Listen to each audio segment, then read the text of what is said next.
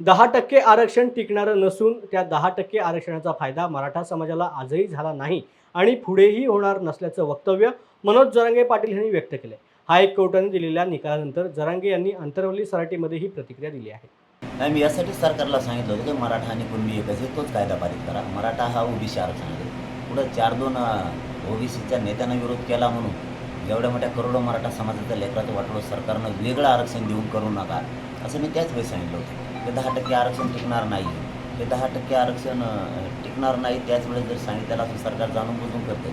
याचा अर्थ असा आहे की त्या 10%चा आमच्या मराठ्यांच्या लेकराला आत्तापर्यंत उपयोग झालेला नाही, म्हणजे ह्या 1.5 महिन्यात, आणि पुढेही होणारच नाही अशी 100% दाट शक्यता आहे. हे आरक्षण टिकत नाही.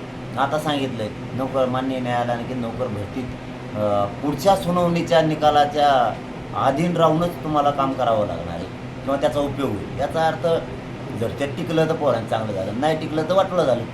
म्हणजे आजच्या नोकर भरतीत त्या मराठ्यांच्या पोरांना त्याचा उपयोग करता येत नाही. दुसरी गोष्ट की जे 10% आरक्षण दिलं आहे त्याचा लाभ आत्ताही काही पोरांना घेता येत नाही.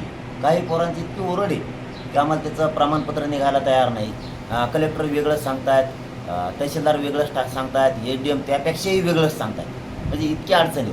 जसं की आता नोंदी मिळालेल्या आहेत मराठ्यांच्या कुणबीच्या, तीच पोझिशन 10%ची.